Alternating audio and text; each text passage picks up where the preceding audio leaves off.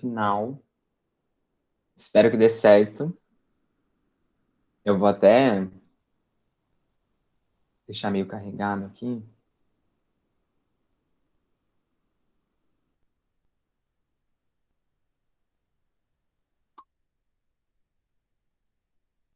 E então, só para eu saber, vocês estão assistindo a aula no celular ou no computador? Só por conta do joguinho mesmo.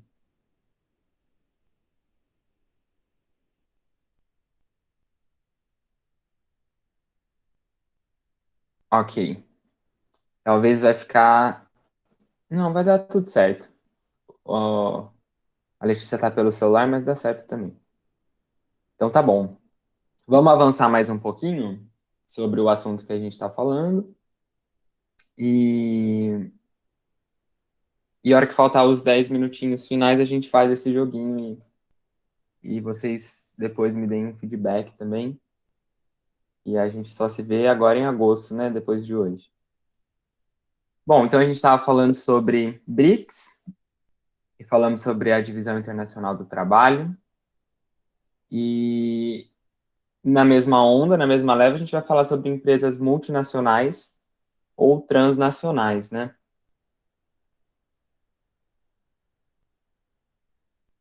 Vamos lá.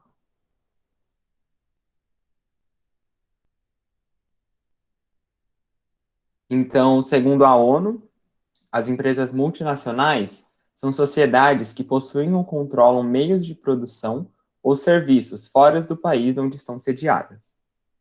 Desde a década de 90, os economistas preferem utilizar o termo empresas transnacionais.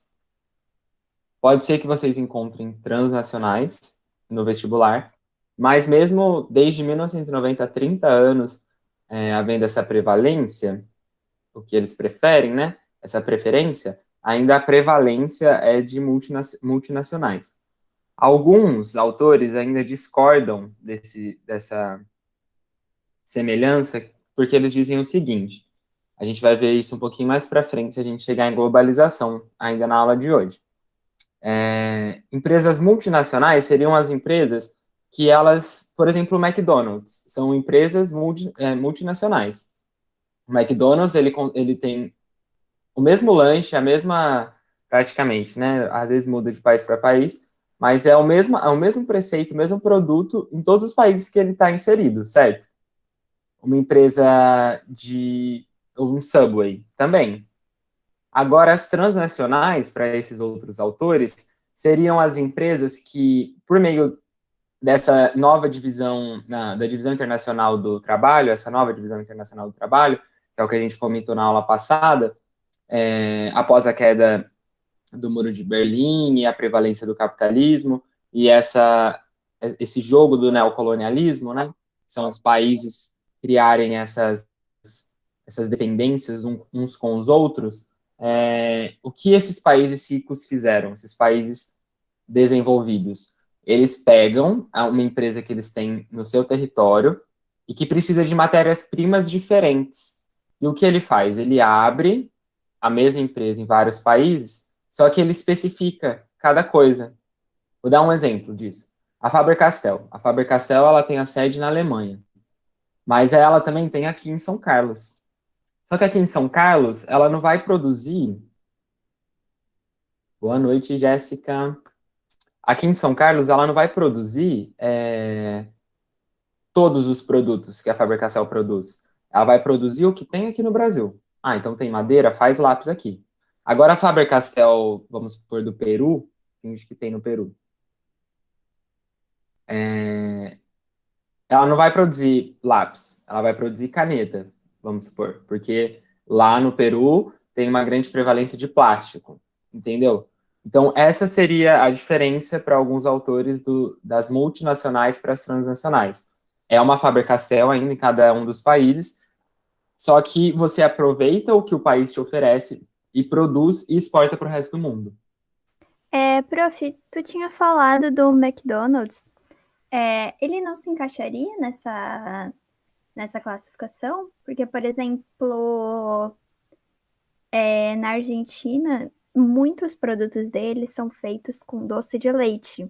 Então você pode pedir, por exemplo, uma casquinha de doce de leite recheada com doce de leite. É a mesma coisa no Japão, por exemplo, eles têm hambúrguer de camarão, se eu não me engano. Olha só que chique. Então, eu usei mais como um exemplo. Pelo que você está falando, sim, mas o que tem de diferente?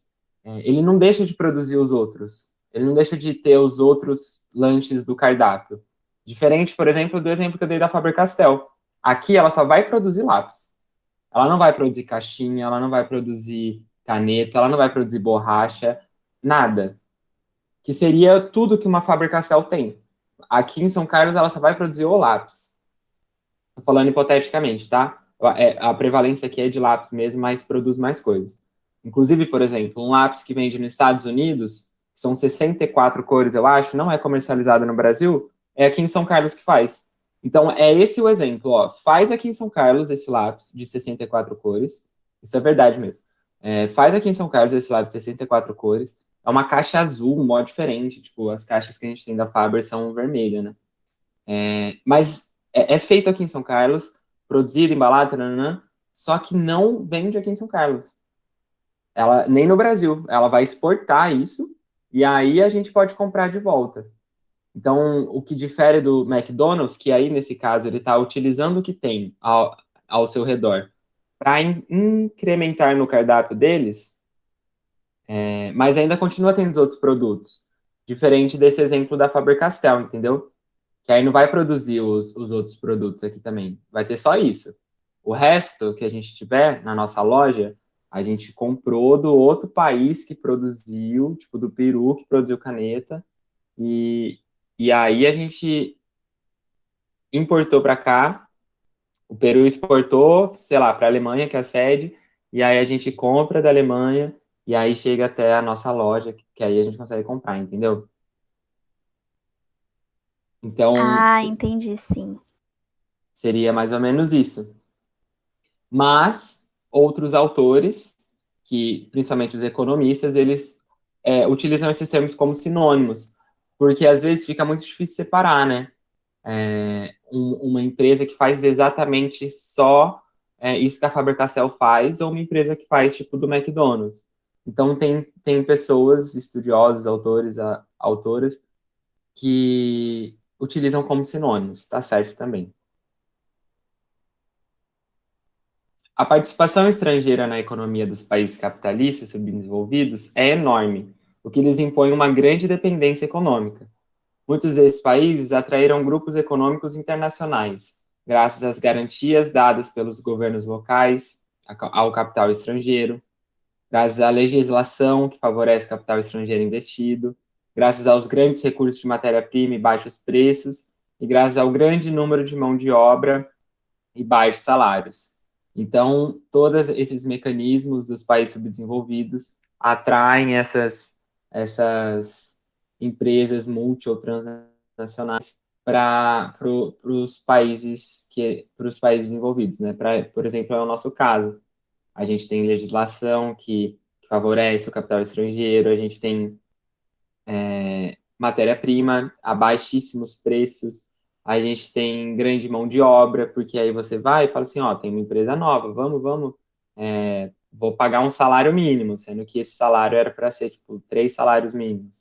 Só que aí você cria essa indústria numa cidade de interior, num estado mais pobre. As pessoas não vão estar cientes disso, elas estão precisando de trabalho, então elas vão trabalhar, independente da condição e tudo mais. E aí isso faz com que essas empresas seja ótimo para elas, né? Elas não pagam quase nada e elas lucram um monte e, e fica ótimo para tudo, né? Para o país nem tanto, porque ele vai ter que fazer o quê? Essa empresa vai exportar e depois a gente vai ter que importar para comprar. Então quem se dá bem mesmo são os países ricos, os países desenvolvidos que têm as sedes dessas multinacionais. Então é basicamente isso, que a gente já falou bastante de multinacionais, né? Agora a gente vai falar um pouquinho da bipolaridade e a multipolaridade. O que que é isso? É tudo muito misturado, esses assuntos, parece que a gente está mudando, mas a gente não está. A gente está falando de globalização, a gente está falando de países subdesenvolvidos, desenvolvidos, de primeiro, segundo e terceiro mundo. A gente está falando sobre os sistemas econômicos vigentes, por isso a bipolaridade aqui, do capitalismo, socialismo e comunismo. Isso tudo porque foi momentos muito marcantes que a gente viveu no século passado, no século XX. Então, toda a Guerra Fria foi um período de muito avanço tecnológico, muito mesmo. Tudo isso que a gente está estudando até aqui são frutos também da Guerra Fria. Talvez se não tivesse acontecido a Guerra Fria, a gente não teria tido tantos avanços assim, porque essa disputa entre as polaridades, essa bipolaridade que o mundo ficou, de um lado a União Soviética, de outro lado Estados Unidos capitalista, fez com que houvesse uma disputa muito grande e que falasse, tipo, quem vai conseguir avançar mais, quem vai conseguir chegar lá primeiro, quem vai conseguir conquistar mais países ao nosso lado.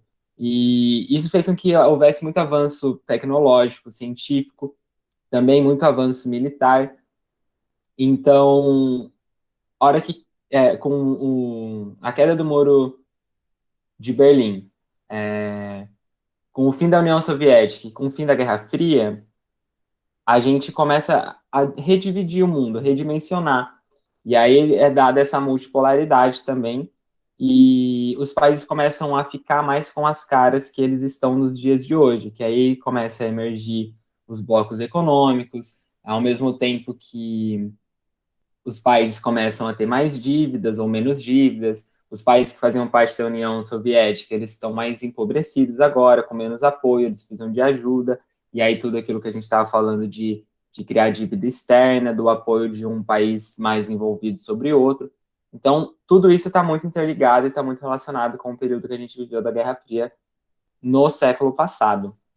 Então, falando da bipolaridade e a multipolaridade, então, a bipolaridade ocorre entre 1945 e 1990, sendo caracterizada pelo período da Guerra Fria entre os Estados Unidos e a União Soviética, e marcado pelo confronto ideológico entre o capitalismo e o socialismo, ou seja, pelo confronto leste e oeste.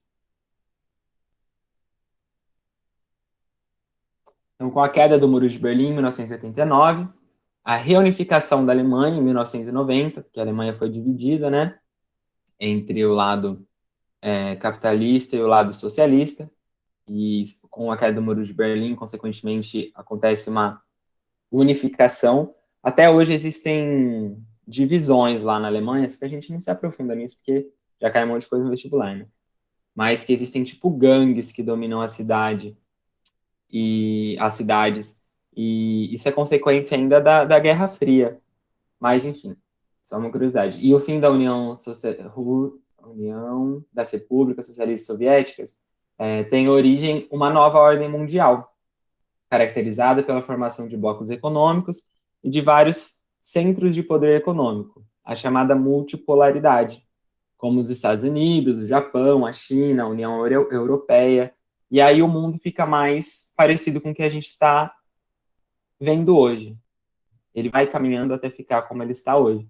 Então, a criação de barreiras alfandegárias, ou então a liberação delas, por exemplo, como é o caso da União Soviética, a União Europeia, União Soviética, que eles têm a livre circulação, como a gente vem falando, do Mercosul, que é um acordo que também diminui as barreiras alfandegárias, e por aí vai. E toda a globalização que a gente vive hoje em dia, seja de comunicação, de, de facilidade em exportação, em importação e tudo mais. Então, como a gente já tinha feito um exercício, né? Muitos estudiosos consideram que a nova ordem mundial é monopolar ou unipolar, ou seja, tem um polo só, pois destacam que os Estados Unidos são o único país a exercer o domínio militar no mundo. O final da Guerra Fria permite uma nova classificação, que aí a gente divide daquela forma, né? O bloco norte rico e o bloco sul pobre, que é basicamente como o mundo se encontra hoje, né? A gente tem alguns países que estão nesse meio termo, o Brasil é um deles, Uruguai, Chile, a África do Sul, Mas, em sumas, é essa divisão mesmo. A gente tem a Europa e a América do Norte ali, com Canadá e Estados Unidos, que dominam tudo. A Austrália, no caso, ali se contempla com esse norte rico. E essa é a nossa divisão do mundo atual, né? Onde os países do norte, eles têm um grande domínio e monopólio.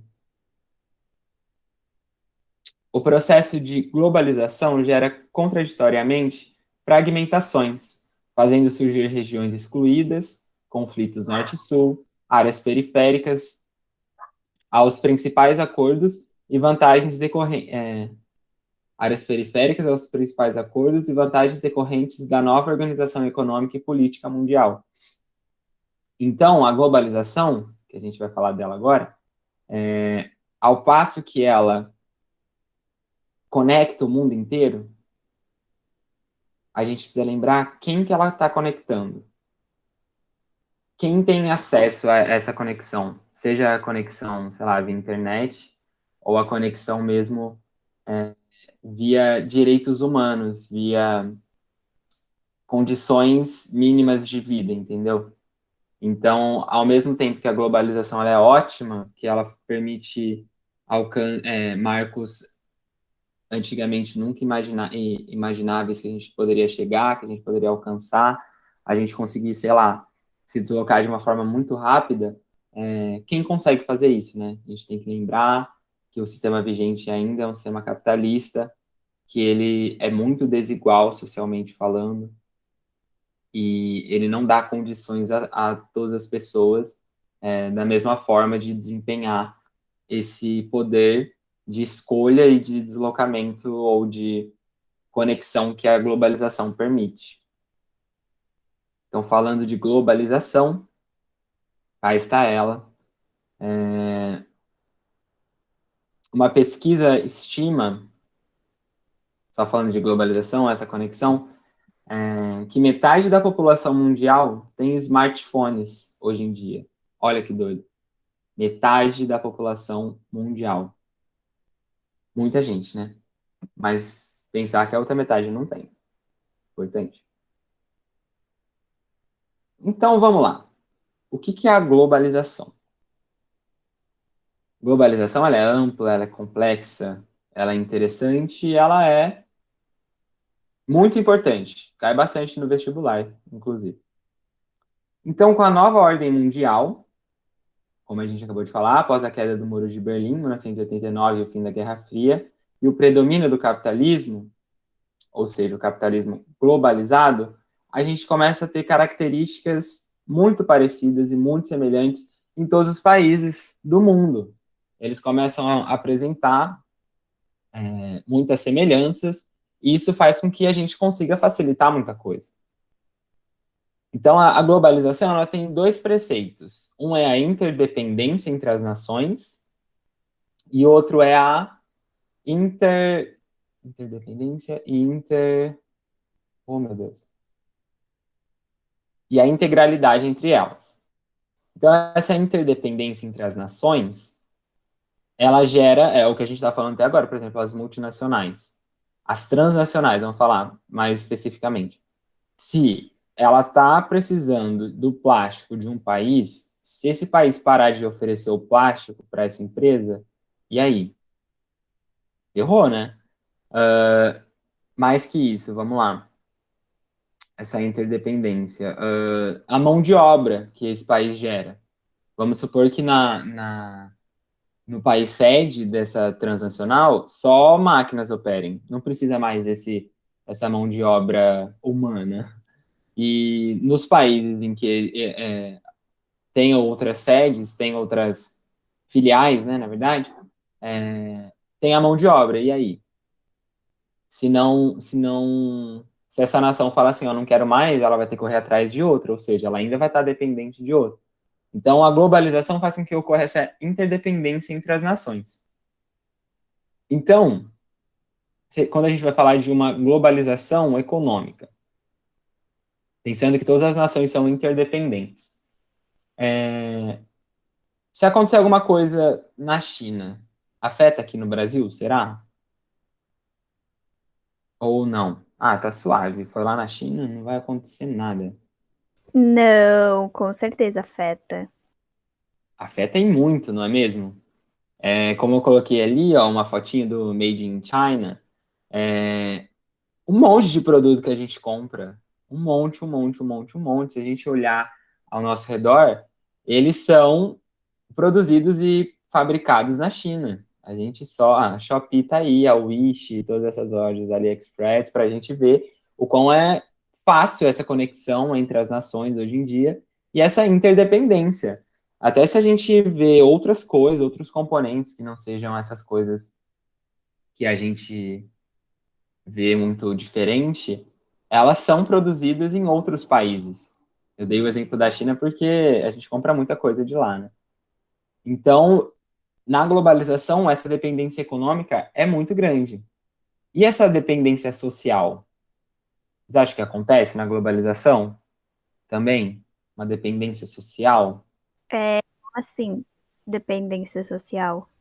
Hum, Se a gente meio que incorpora a sociedade de outros lugares na nossa sociedade. Vou dar Nossa, totalmente. um exemplo, por exemplo. A gente é. Agora no Instagram, tá rolando bastante a coisa tipo, como ser aquela garota. Não sei se o professor chegou a ver alguma coisa assim.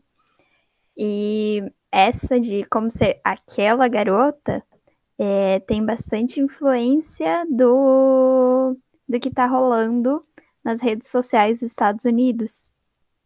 Nossa, é muito isso. Com o TikTok, não dá nem para falar, né, gente?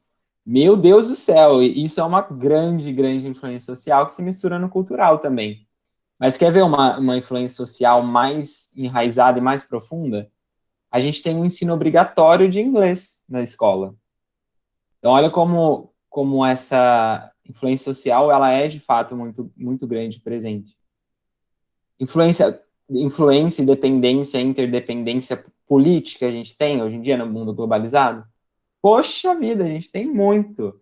Olha a ONU aí, a Organização das Nações Unidas, que regulamenta todas as questões políticas a nível mundial, em relação à saúde, à OMS, à educação, à Unesco, comércio e assim por diante.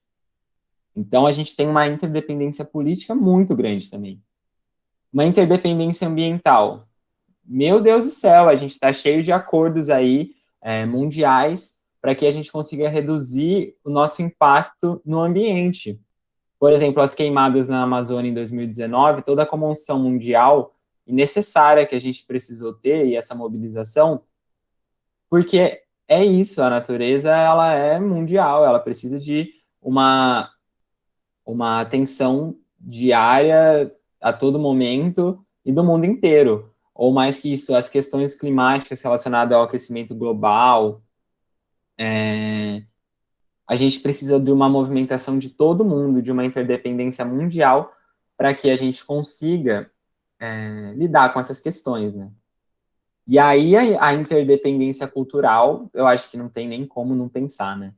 É isso muito que a Vitória disse agora, dessas trends que rolam no TikTok. Ou vamos além, eu coloquei aqui o vídeo, por exemplo, do, do pagode coreano, vocês já viram? Ok, pagode? Olha isso que doido, algo tão comum da nossa cultura. Hoje em dia, não, a gente consegue deixar isso livre, deixar isso globalizado, isso multinacional.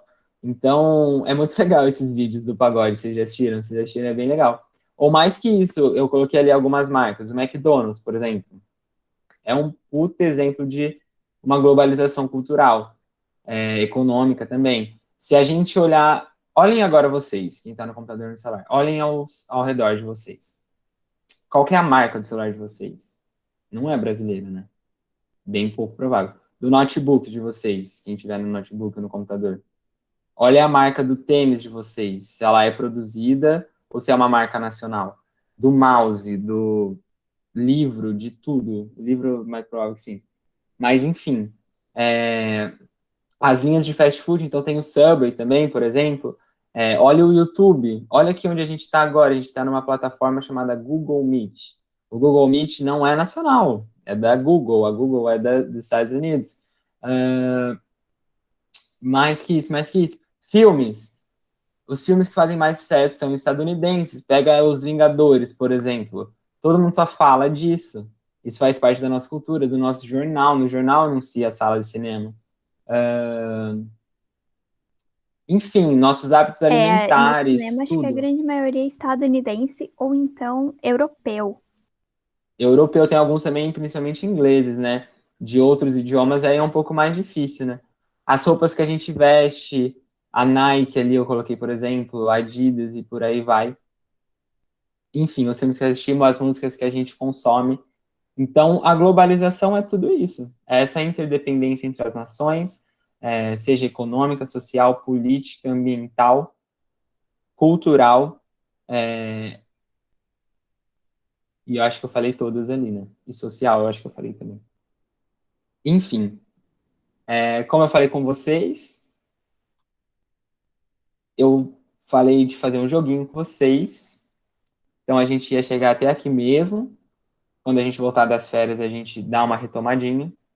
E aí eu queria saber se vocês estão afim de participar desse joguinho. Se vocês não tiverem, tá tudo bem também. Eu preciso só que vocês ou acessem um site, aí no celular mesmo, ou aqui no computador, que eu vou colocar aqui para vocês. Vocês topam?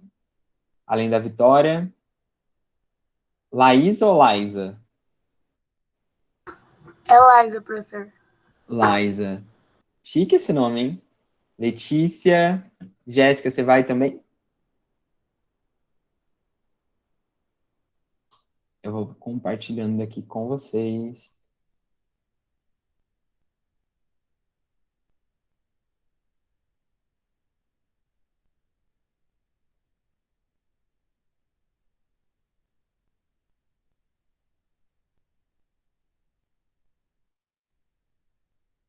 Vamos lá.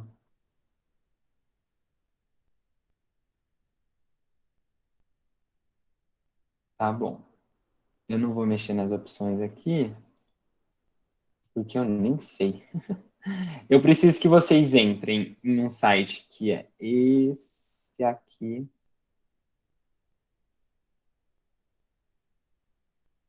Vou mandar no chat para vocês.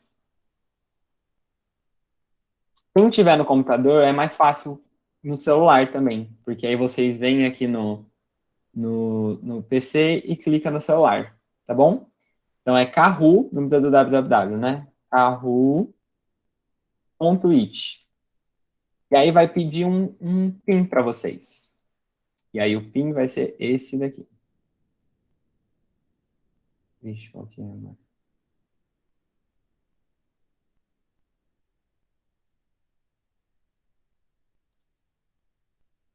O PIN é 3305098.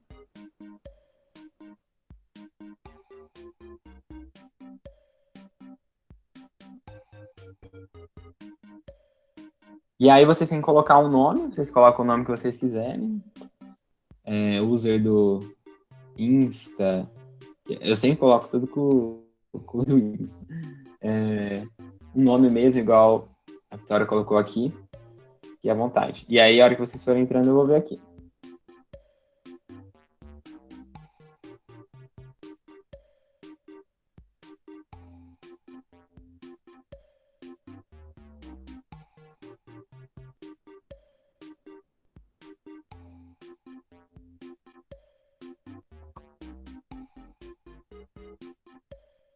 Vamos lá, vamos lá. Deixa eu em português.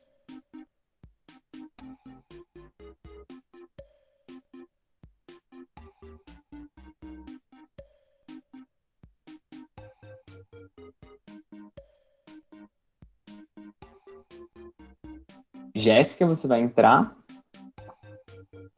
Senão a gente começa.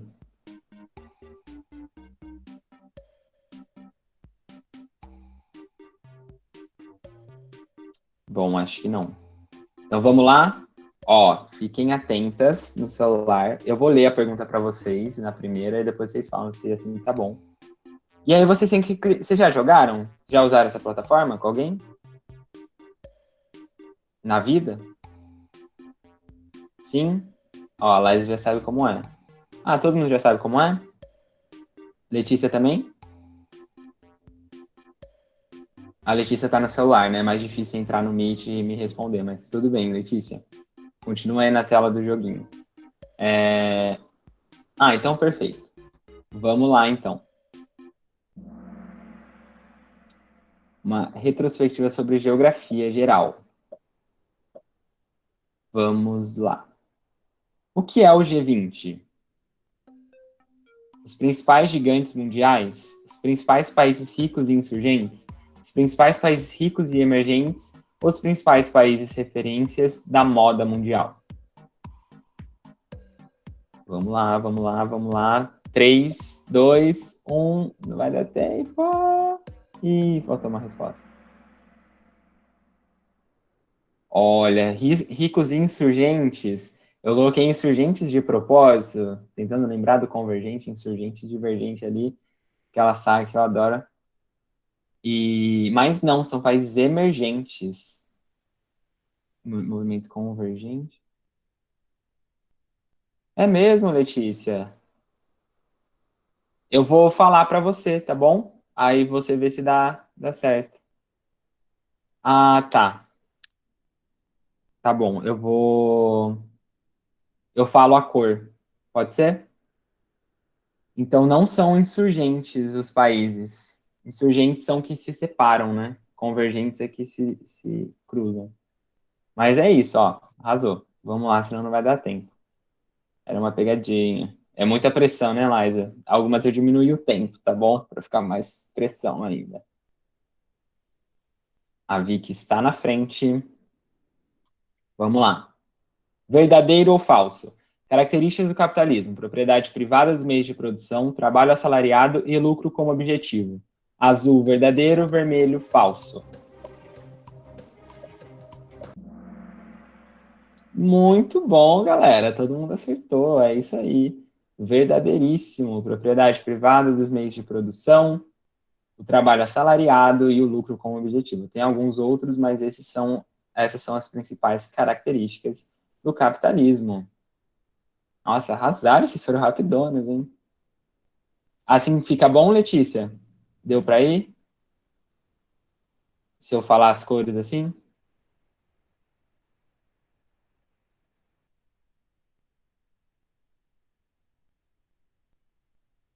Beleza. Vamos lá para a próxima. Um quiz novamente. É característico do sistema socialista. Vermelho, estatização dos meios de produção. Azul, nova divisão internacional do trabalho, a DIT. Amarelo, economia de mercado aberta. Ou verde, propriedade privada dos meios de produção.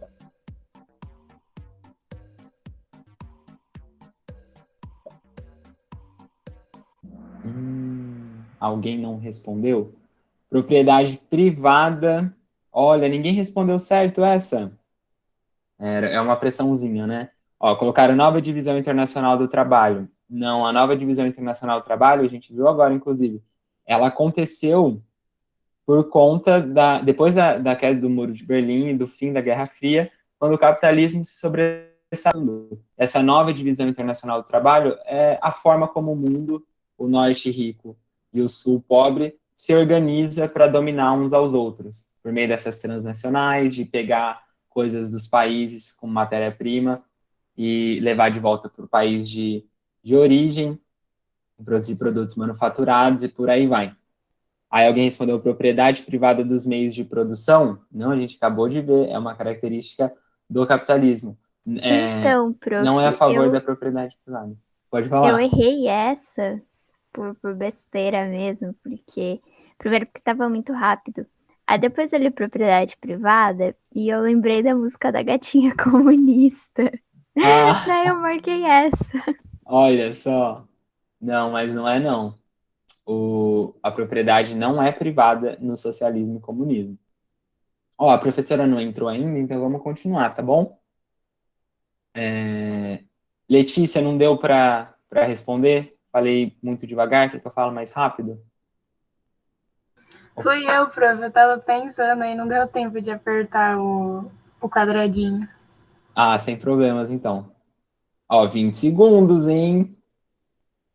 Eu acho que tá bom, tá, vai. Nossa, bota fé, Letícia. Vou tentar falar um pouco mais rápido, ver se ajuda. Vamos lá.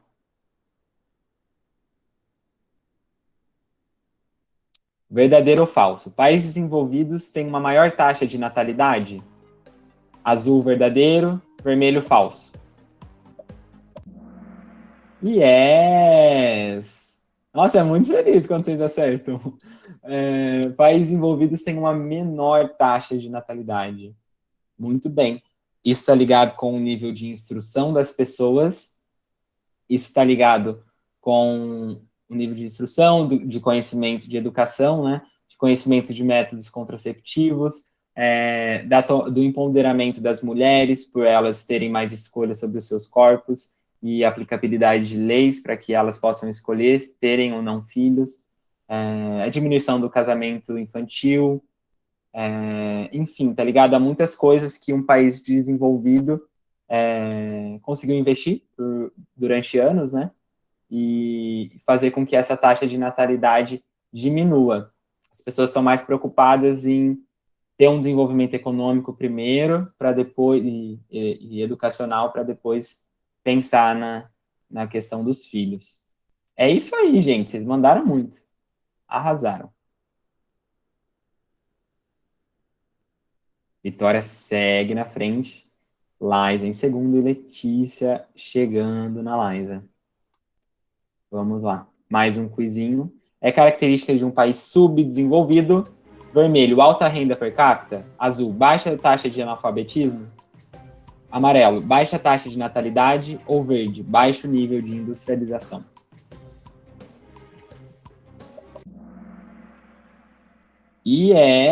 Baixo nível de industrialização. Todo mundo acertou. Eu achei que vocês iam se confundir pelo alto, baixo, baixo ali. Eu ia me confundir se eu estivesse no lugar de vocês. Mas é isso aí, baixo nível de industrialização. Alta renda per capita, baixa renda per capita. Baixa taxa de analfabetismo, infelizmente vai na contrapartida do que eu acabei de dizer. Alta taxa de analfabetismo, que aí leva um monte de problema social junto, né? Baixa taxa de natalidade, não. Alta taxa de natalidade, porque tem menos educação, menos conhecimento de métodos contraceptivos e por aí vai. Baixo nível de industrialização.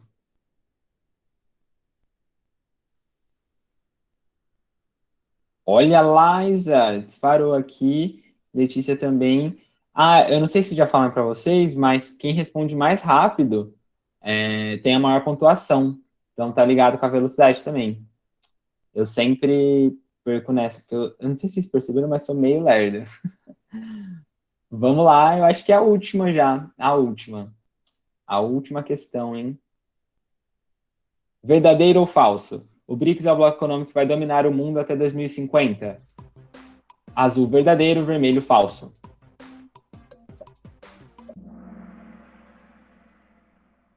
Todo mundo colocou verdadeiro? Lembra que eu falei que ele não é um bloco econômico? Então, é verdade que eles vão dominar o mundo até 2050. As projeções, pelo menos, dizem. Mas eles não são um bloco econômico. Não são como a União Europeia, o Mercosul. Eles têm acordos, começando a ter acordos econômicos que facilitam.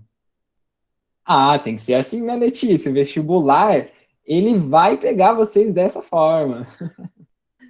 Então, não é um bloco econômico. E eu li rapidinho para ver se vocês caíam. Deu certo. Mas é isso aí, gente. Vocês pegaram a ideia do dominar o mundo, né? Eu até botei entre aspas, que aí o foco mesmo era eles serem uma potência mundial, né? Esses países juntos. A China em primeiro lugar, lembra? Da economia. O Brasil vai estar em quarto e hoje ele está em 12º. E são essas as projeções. E eles estão se articulando para que isso aconteça. Só que hoje em dia, aproveitando que a professora não entrou ainda, gente, eu tô achando que ela esqueceu que tem aula hoje, viu? Tô achando. Vou até mandar um WhatsApp para ela. Hoje em dia são muitos blocos econômicos e muitos acordos econômicos e muitas articulações entre os países que...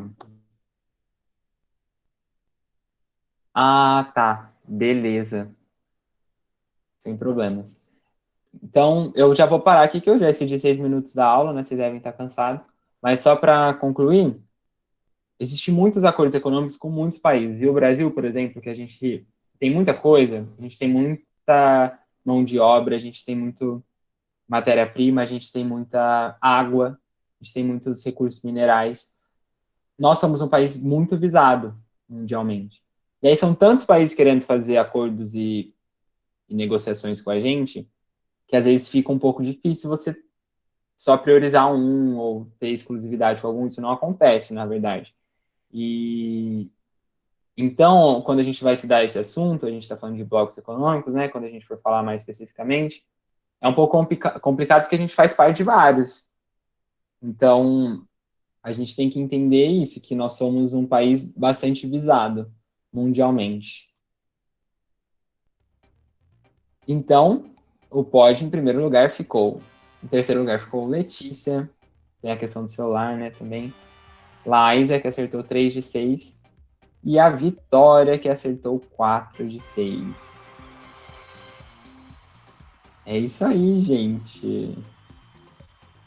Olha, que a Obrigado por gente arrase assim participarem. no vestibular. Então, e vão.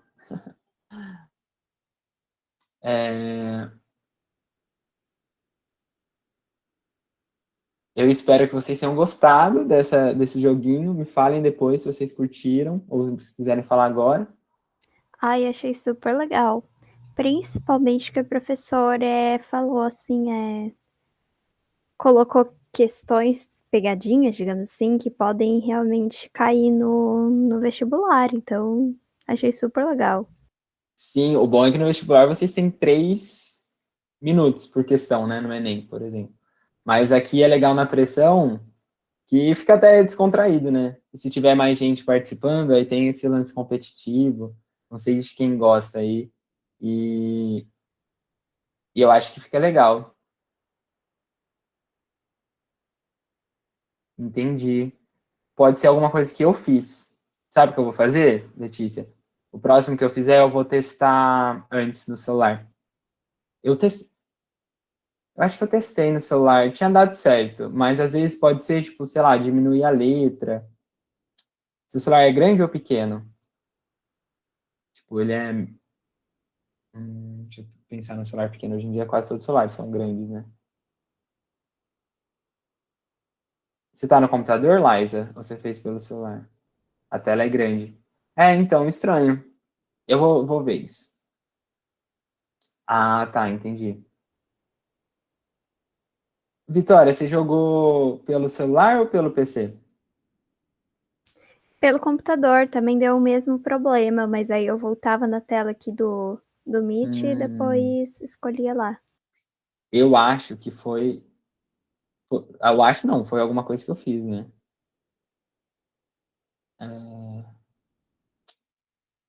Deixa eu ver como eu saio daqui. Mas enfim, gente, foi isso a aula de hoje.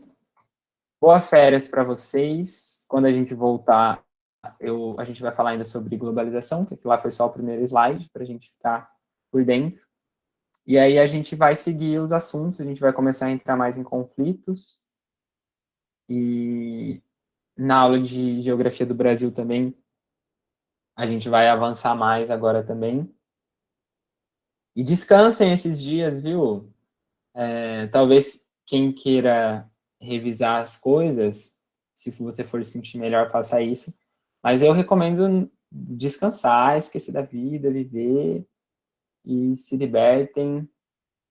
E, sério, de verdade, é um momento muito importante as férias. O lazer também faz parte, lembro, eu falo isso para vocês. Ah, obrigado, Letícia. Obrigado mesmo, eu fico muito feliz. De verdade. E Eu vou tentar. Eu sei que esse é um problema meu, viu? Meus amigos falam isso pra mim. Minhas amigas, principalmente. Que eu sou meio lerdo. Eu vou tentar dar uma acelerada, tá bom?